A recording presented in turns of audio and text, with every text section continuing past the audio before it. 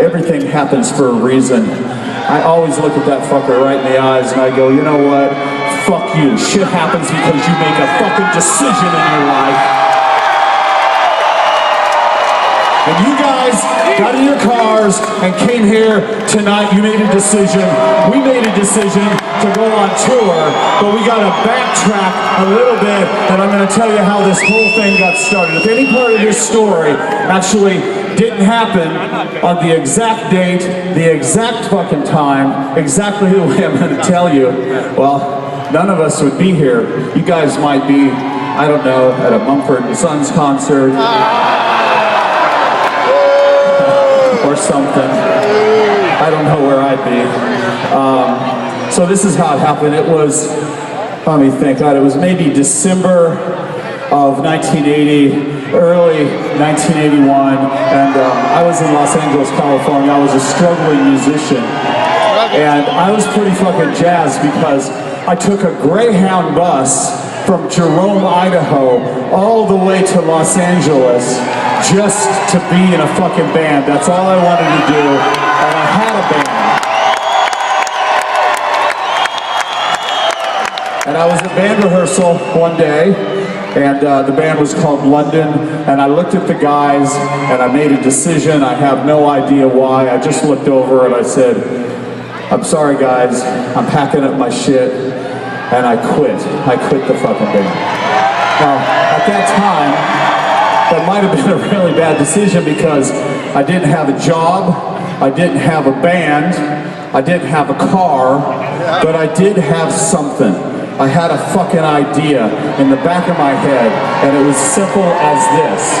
There has to be not one, not two, but 3 other motherfuckers in Los Angeles, California that wants to grab the fucking music industry by its balls and rip those fuckers off and maybe change fucking history. I had no idea where they were, and I made another decision on a Thursday night. I was living off of this girl. And that's what musicians do. In case a guy ever asks you out and he's in a band, he's gonna live off you, and he's gonna fuck you, and he's gonna eat your food, and then he's gonna fucking get famous and leave you. I don't know where that part of the story came from, but Thursday night, I got a hitch, a ride to Hollywood, California, and I went to a club called the Starwood, and I walked in and there he was.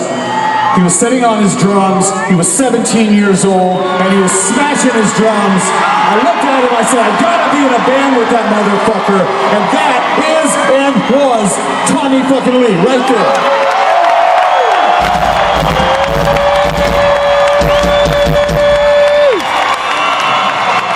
Now Tommy stands up for a second. You stand up for 1 second, bro. Look, he's put on a little fucking weight.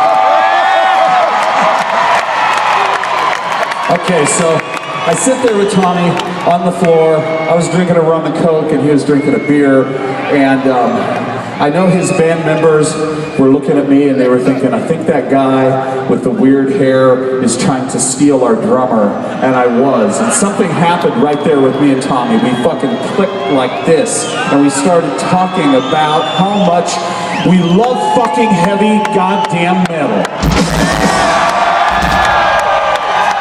And then we had something else in common, and that would become part of the fabric of Motley Crue. We also were in love with punk rock at the time. And then there was this piece of the puzzle. We also were in love with the great bands that came out of the 70s, like David Bowie, Queen, Aerosmith, Black Sabbath, T-Rex, the fucking motherfuckers. And we said to ourselves, let's start a band. So Tommy made a decision. He quit his band, and we set up shop at that girl's house. We started playing Too Fast for Love, Public Enemy #1, Livewire, yeah, don't forget Livewire. So, it was happening. We had music, we had chemistry, but we were missing a guitar player. So being a bass player and a drummer, we're not the smartest guys. We decided to go to 7-Eleven and buy some beer. And something happened right there. There was a magazine called The Recycler Magazine, and we picked it up, and it said, guitar player available. Loud, rude, aggressive, only call me if you're serious. You know what it said? You know what it said? My name is Mick Mars.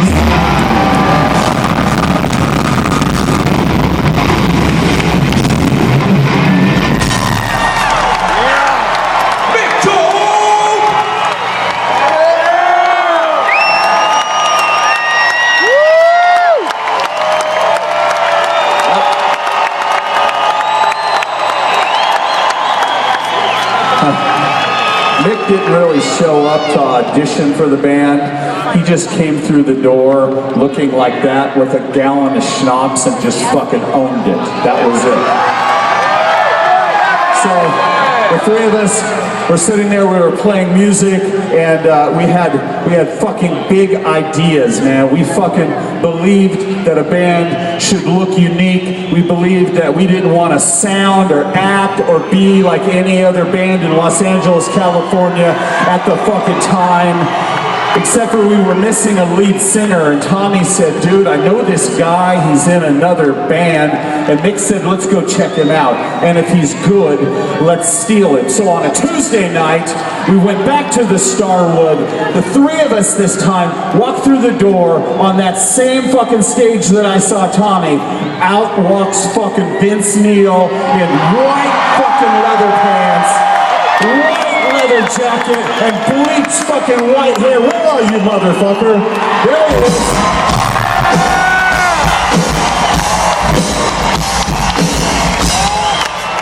So we had a band. Vince made a decision right then to quit his band, and we gathered together $26, and we went to Burbank, California, and we set up in order